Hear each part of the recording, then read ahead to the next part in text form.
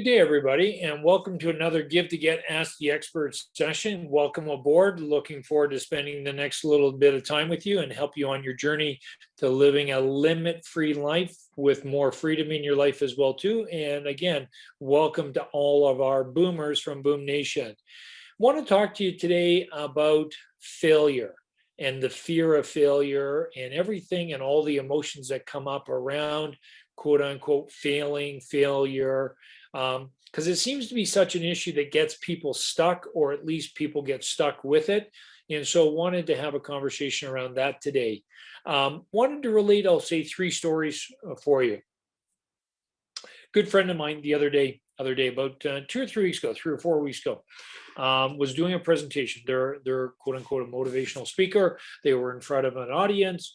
They were giving a presentation from that point of view. And by all accord, it had gone very well. It was very well received. All of the participants enjoyed the session from that point of view, myself being one of them. And he got home and he was, what I'll say, self-critiquing himself. One might even say being a little bit hard on himself, maybe even beating himself up a little bit as well too. And almost thinking like he hadn't done that well of a job and moving towards, I think I failed in that situation. And it was amazing as he was starting to go down that path with himself in his own mind, because that's where we go with this. And his wife turned to him and said, "You didn't fail, you just weren't finished yet." Meaning he could come back the next time and do the same presentation, not necessarily to the same audience or possibly to some of the same audience, but he could come back another time and deliver that same, what I'll say, presentation, deliver that same keynote address in a fashion that was better than it was previous, and or where he felt better about it too, because he could self-reflect on how this one went and add, what I'll say, improvements to it. Where I'm going with that, which was so profound, was how it completely changed his perception with what his wife said, literally in an instant. And he went from, I'll say, beating himself up, criticizing himself, feeling like he had failed, to, oh, I have another opportunity. I have another chance. I didn't fail. I just can keep going, i.e., I hadn't finished yet. And it was brilliant on how his wife, I'll say, had positioned that comment or positioned that statement. I don't know if she had done it intentionally. I don't know if it just came out of her mouth or if that was just what had come on her heart to share with her husband because she was wanting to encourage her husband. Because sometimes people around us will say things where they want to encourage us, they want to support us, they want to help, and the way it was said doesn't necessarily do that. In other cases, it does it beautifully, and that was one of these situations where it did it beautifully. The other is, I want to give you another scenario. This is a golfing analogy or a golfing scenario where this was probably, I'll say, 2 years ago on the PGA Tour. I'm a huge golfer, so I like to watch golf on the PGA Tour. I like to follow it from that point of view. Some of you may, some of you may not, may follow other sports. But a fellow was literally leading. And so for the non-golfers, I'll talk this way. The PGA Tour, each of their tournaments is 4 days long. And while you cannot win the tournament on the first day, you can lose the tournament on the first day by getting so far behind all of the other players. And so on the PGA Tour, as I said, golf tournament's 4 days long. You play 2 rounds, and then they have what they call a cut, meaning anybody who's in the lead of the tournament and anybody and everybody that's within 10 strokes of them, plus or minus quote unquote ties, they also get included to go into the cut, which means to play Saturday and Sunday. And if you don't make the cut as a professional golfer, you don't get paid anything. If you make the cut, well, at least you're going to get paid something at the end of what I'll say Sunday afternoon. So we have this professional golfer, and I'm not going to talk about names right now because that's really not important, who is literally leading the tournament after Thursday. So he's feeling good. Comes back Friday, plays another round, even increases his lead over the second place golfer, and is really feeling good. And then he comes back on the Saturday, plays another good round. So he makes the cut, obviously, because he's the leader, plays another good round, and from that point of view, is even farther in the lead. So he's got a very big lead from a golf point of view. Gets into the final round, starts off pretty good, playing pretty steady for the first, what I'll say, 5-6 holes. A round of golf for the non-golfers, 18 holes, front 9, first 9, back 9, last 9. And so he's played 6 holes. He's got 12 holes left. He's got like a 7-stroke lead over the next player. And in golfing terms, that's a pretty big lead. Okay. He starts to struggle. He starts to struggle mentally. He starts to struggle emotionally, I'll say, with his golf game from that point of view. And he makes a few, I'll say, uncharacteristic errors. And so he starts to, what I'll say, lose his lead. And this other golfer, who wasn't even, what I'll say, the 7 strokes behind him, I think this golfer was like 9 strokes behind him, he starts to play really well. And he's getting into a groove. And he's actually starting to make a lot of birdies, which is 1 under par, again, for the non-golfers. And so the gap between, what I'll say, first place and second place is getting shorter and shorter and shorter. Again, with golf for the non-golfers, and even for possibly some of the golfers, the individual or the top 2 individuals in any golf tournament come Sunday, they're the last people to play. They're the last people to tee off in the afternoon. So they can see everybody in front of them. It's part of the advantage of, what I'll say, putting yourself into that position from a competitive point of view, where you can see everybody in front of you. So you know exactly what you have to do to, quote unquote, win the tournament at the end, because everybody else has finished. All the scores are in. There's no hidden surprises from that point of view. So fast forward to the 18th tee. So this individual is still in the lead, but now only by 1 stroke, where before he had like a 7-stroke lead with 12 holes to play. Now he has a 1-stroke lead with 1 hole to play. And he's getting, I'll say, nervous, if you want to call it that. He's getting anxious in his mind. He's getting stressed in his, what I'll say, mannerisms, behaviors. And the only reason why I say this is I follow all this, and I like to do all the reading and in this particular case, I was actually watching the tournament live, so I could actually see this all happening. I didn't know the emotional side of it till afterwards, when I started to, I'll say, 1, listen to the interviews after, and then 2, what I'll say, listen to the caddy, and then actually do some research on it as well too.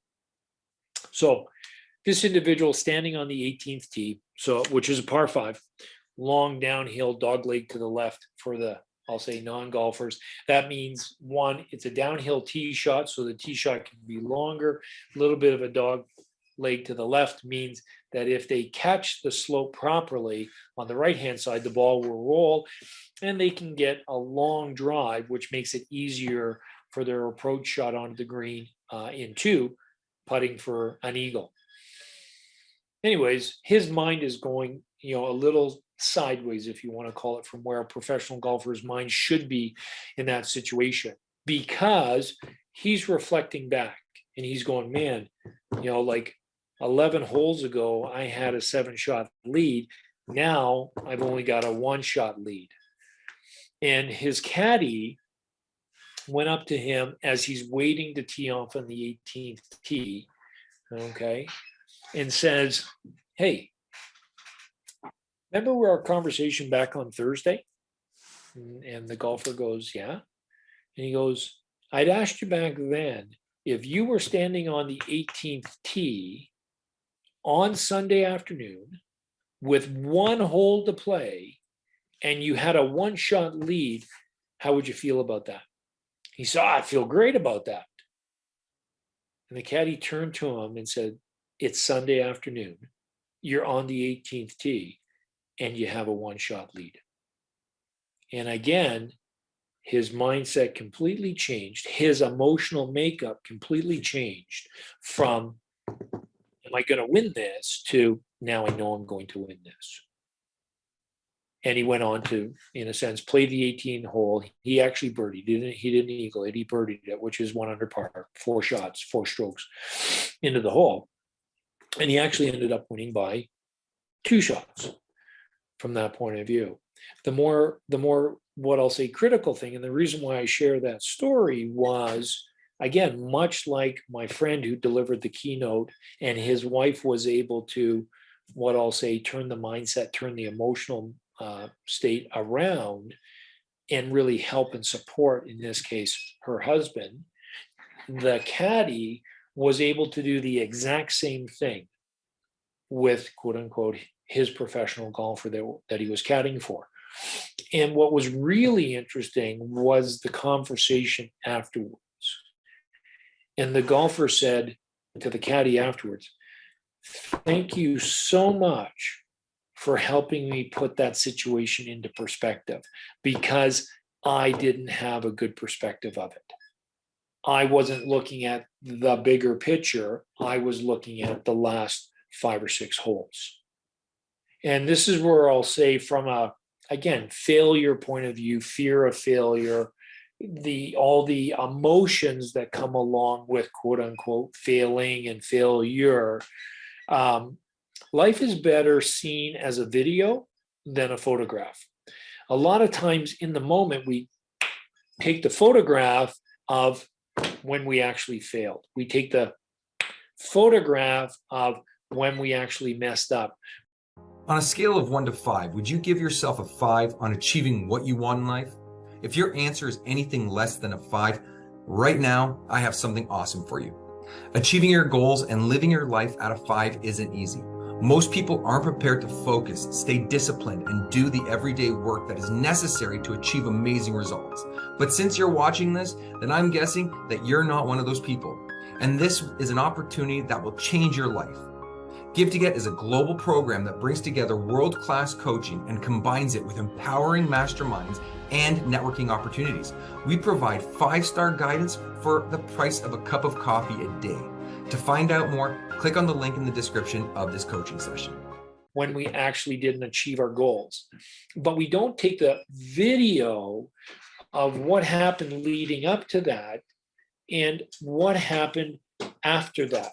Because that's a much more, what I'll say, interesting video to look at than just the snapshot of us, quote unquote, failing or being a failure or not reaching our goals or not performing the way we want to perform or the way we had expected to perform, or all the other things that go on, not only in our mind. And I say that because I learned from one of our other coaches, Terry Wagger, who's one of our coaches on the Give to Get program here too. Absolutely phenomenal. PhD. Listened to one of his sessions about 2 weeks ago, week and a half ago, and he talked about how, mindset is a distant third, because we think about mindset, we think if we get our mindset right, everything else is going to be right, but we have to get our emotional set right. Otherwise, mindset really won't help us or benefit us that much. So it really is, what I'll say, working with both the emotional set and our mindset to clearly, as he would say, get the trash off the tracks. And I'm quoting Terry there. He's got 2 amazing sayings there. Get the trash off the tracks so you can get onto the bullet train of action. And so where I'm going with my 2 stories that I've shared with you is how, by an outside individual helping us look at a broader perspective of things, our quote unquote emotional set and mindset completely can change from something being a failure or a situation failing versus, oh, I just wasn't finished yet. I've got another opportunity to go. Or the tournament isn't over yet. I still have an opportunity to go win. Because when we get so locked into the moment and we, what I'll say, define ourselves in those moments of failure or of a failing situation, and then we project that forward, we're really not doing ourselves a good service. We're actually doing ourselves a disservice. Because if we actually look at what's gone on in the moment, okay, so however we want, and I apologize for moving around as much as I am, just my knee's still recovering, so it's locking up a little bit on me. I think I'm actually going to stand up here and I'll adjust the camera that way. We'll go this way. Sorry for moving you around so much, but thank you for allowing me to do that. When we get so locked into a narrow framework, and what I call the narrow framework being a photograph, okay, if you know, go grab any photograph of, you know, the person you love the most, of your favorite memory, of, you know, your grandchildren, for instance, because I got a couple of grandchildren, or I've got one and one on the way that I'm very excited about, or your best friend, or back in university, or whatever the situation is. When you look at that particular photograph, you're looking at one snapshot of time, one context from that point of view. And yet, even when you do that with a past photograph, you're thinking about all the other things before and after. It's just the way we think.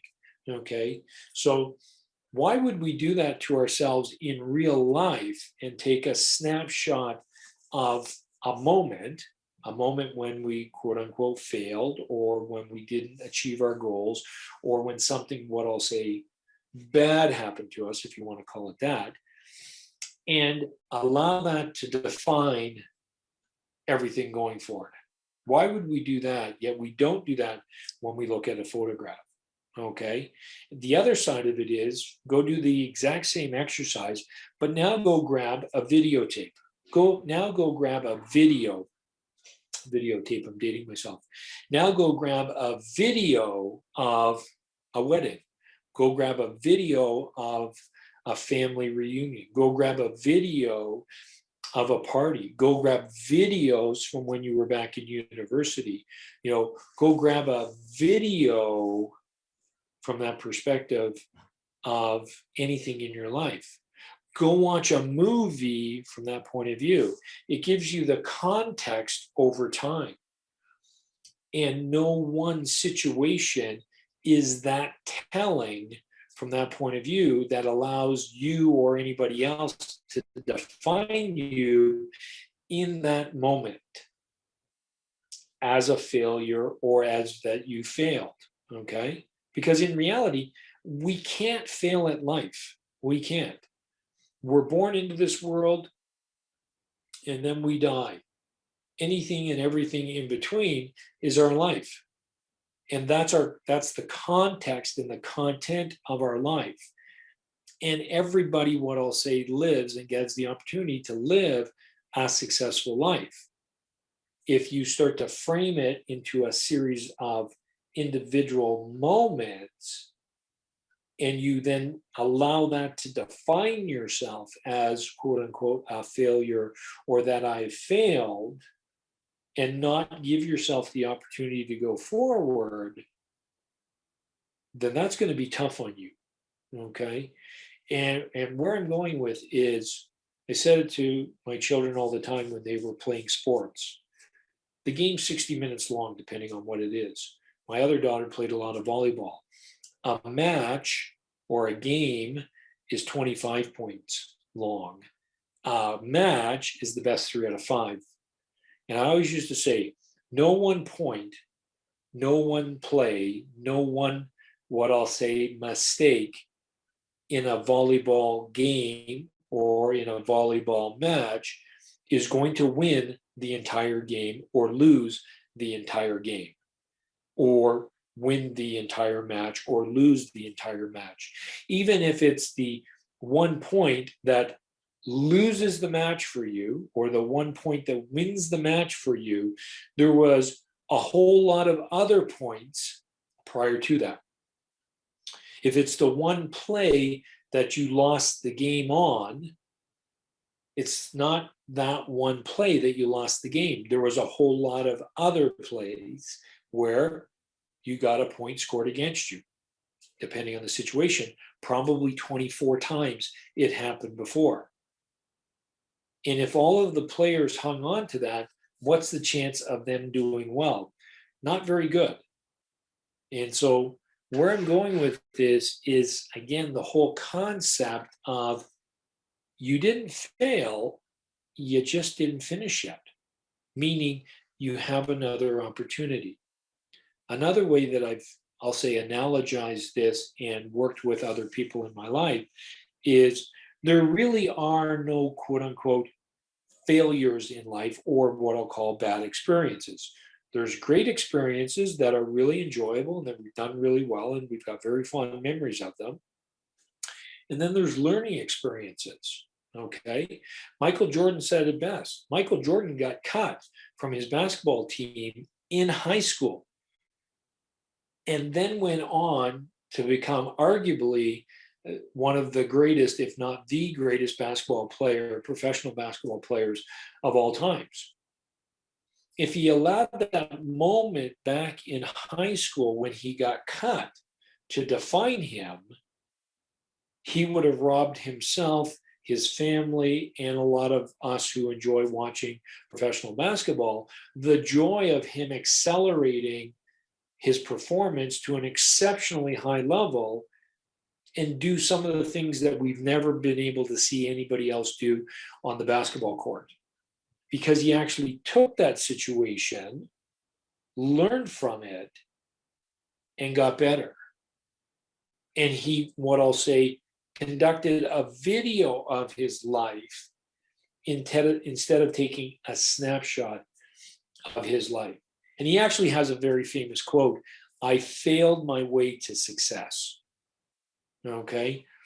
Even another, again, because I'm a sports junkie, but also too, I'm a professional or a performance junkie, meaning I love to look at these situations of what I call performance. We've talked about, if you've been, what I'll say, with Give to Get, and you've seen any of my other presentations, I do talk a lot about performance. Why? Because we can control our performance, but we can't control our results. Where I'm going with that is when it came to Michael Jordan. One of the games afterwards, he was interviewed by a reporter, and he had missed a shot at the end of the game. And the missed shot, quote unquote, led to a loss because they were behind. And literally, I think they were behind by 1 or 2 points. I can't remember. Sorry. 1 or 2 points. I can't remember if it was a 3-pointer or a 2-pointer that he was shooting. And we get so locked into the moment, okay, even to the point of people that are not playing the game. So in this case, the reporter got locked into the moment, and the reporter said to Michael Jordan, "How do you feel about missing that last shot that caused you to lose the game?" And Michael Jordan, very eloquently, without taking offense, because whatever happens to us, it's our choice how we want to respond to it, said, "I didn't lose the game. And I look at and I remember all the shots I made during the game. Every game I play, I go back and I remember and I replay and I think about all of the shots that I made. Because one, that makes me feel good. And two, I learn from that. Then I go back and I review in a short period of time all the shots I missed, and I learn why I missed them. And then I forget them. And then I carry all my success forward along with what I learned. I don't bring, quote unquote, the missed shots. I don't bring the memory of the missed shots forward with me. I don't bring the, quote unquote, emotional disappointment of the missed shots. I bring the learning, and I bring everything else that I did well. And so, again, where I'm going with this, and just wanted to chat with you today, because we've been living through some crazy times. There's been a lot of crazy things that have been happening over the last, I'll say, 20 months, almost 2 years from that point of view. And a lot of people have gotten caught up in this to where it started to define them. Okay. And again, it's still a snapshot. It's not the video of your entire life, no matter what the time frame is. Okay. Even if it's a panoramic photograph, because I like to take a lot of panoramic photos of the Rockies out here in Alberta where I live, it's still just a snapshot. It's still just a period of time. We can always expand that out and simply say, I didn't fail, I just wasn't finished yet. And that, quote unquote, can take a lot of weight off us and move forward. The other thing I want to talk about too is the fear of failure. Okay, because fear is a very powerful motivator, and it can either propel us forward or it can hold us back. And we were born with two fears in our life. Every little baby that's born is born with the fear of falling, and they're born with the fear of loud noises. Every other fear has been learned. And the fear of failure is learned by doing something and then having a negative response to that. And we associate whatever we did and the negative response, and we then become fearful to do it again because we don't want the negative response. Again, I want to go back to thinking about a little baby who's a year old, 12 months old, 14 months old, and they're learning to walk and they fall down. When the parents probably are encouraging the baby from that point of view. But even without the encouragement, so let's take that away, even without the encouragement, what does the baby do? Gets up and goes and tries again. The baby doesn't sit there and go, you know what? I've gotten up, I fall down, I'm fearful, I don't want to do this walking thing. Okay? And where I'm going with that is they're fearless in that moment, not because they're big and brave, not because they're big and bold, not because they've accomplished all of these things, not because they've overcome all of these hurdles. They're fearless because they have nothing to fear. They literally have nothing to fear because all they're doing is attempting and learning and getting better. Attempting, learning, and getting better. Attempting and learning and getting better. And then when, quote unquote, the parents can come in and encourage the child to do that, now they're attempting, learning, getting encouragement, getting better, doing it again. The only reason why the fear of failure comes in is because we've attempted and then there's been a negative response. And in the beginning, I'm going to say that negative response typically comes from the outside world. Somebody we know. Could be a loved one, could be a parent, could be a best friend, could be a whole bunch of different people. But we've attempted something, it didn't work out the way we wanted, and a negative response from came. And here's what happened in the moment. We believed it. We internalized it. And that started the fear of failure. Okay? Again, another one of my favorite sayings, you get in life what you believe, not what you want. A lot of people want to be successful. They believe they don't. They get what they believe. A lot of people want to be successful in life. They believe they're going to fail. They get a lot of failure in their life. Why? Because they've got built up that fear.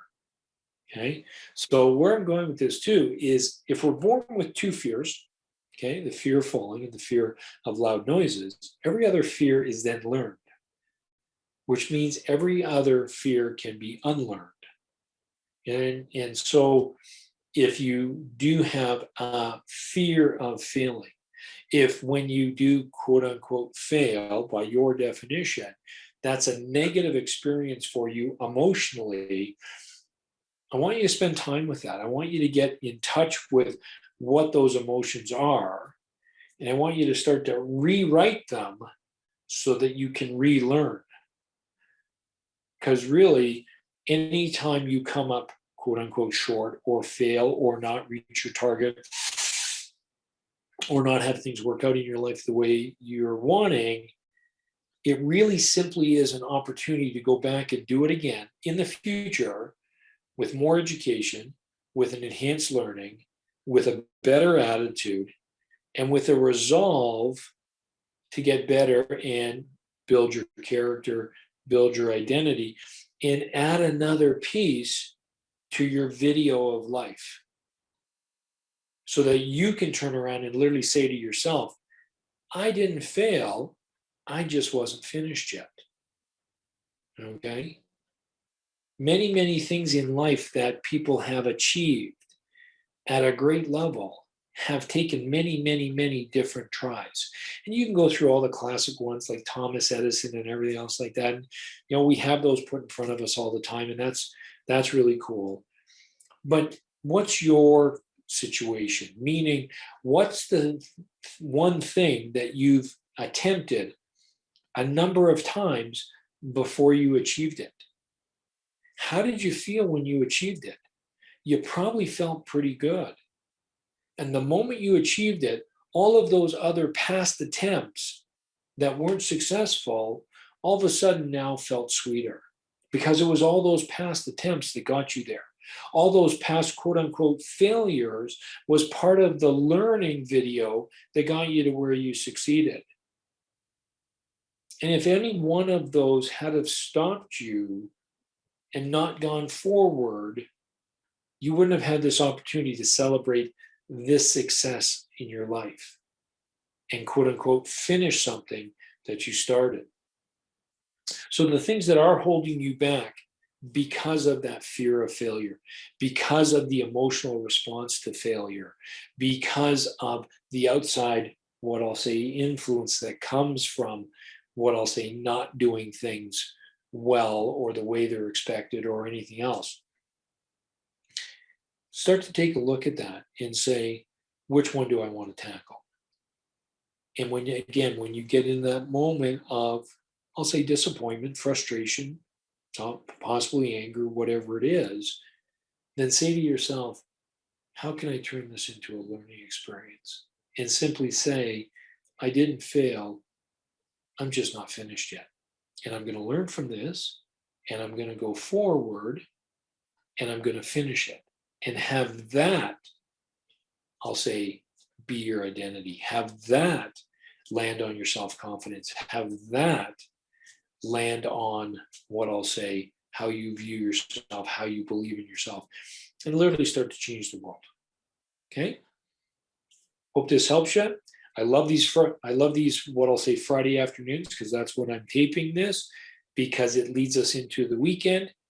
And I always say to people, go reward yourself on the weekend for the amazing week that you put in during the week at your job, taking care of your family, taking care of your loved ones, serving other people, and then go celebrate on the weekend, regenerate, reflect, recharge, and then come back and do it again. Everybody have a great weekend. Thanks a lot. Bye.